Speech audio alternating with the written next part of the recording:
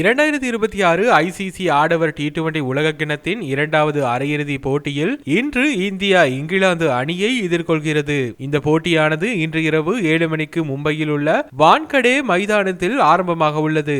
இந்த போட்டியில் வெற்றி பெறும் அணி எதிர்வரும் ஞாயிற்றுக்கிழமை அகமதாபாத்தில் நடைபெறும் இறுதிப் போட்டியில் நியூசிலாந்தை எதிர்கொள்ளும். கடந்த 4 போட்டிகளில் இந்தியாவின் தனிப்பட்ட திறமையின் தருணங்கள் குறிப்பிடத்தக்கவை. சூரியகுமார் யாதவ், சஞ்சு சாம்சன் மற்றும் ஹர்திக் பாண்டியா போன்ற வீரர்கள் முக்கியமான நேரங்களில் முன்னேறியுள்ளனர். அதே நேரத்தில் பும்ரா பந்துவீச்சு தாக்குதலை திறம்பட வழிநடத்தியுள்ளார். மறுபுறம் ஹாரி புரூக் தலைமையிலான இங்கிலாந்து அணியும் நிலையான ஆட்டத்தை வெளிப்படுத்தி வருகிறது.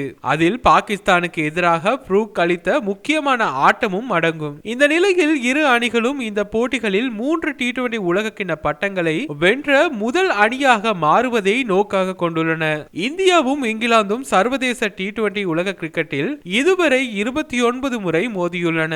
இந்தியா 17 வெற்றிகளுடன் தெளிவான முன்னிலை வகிக்கிறது. இங்கிலாந்து 12 வெற்றிகளை கொண்டுள்ளது. T20 உலக கிண்ணத்தில் இந்த அணிகள் 5 முறை மோதியுள்ளன.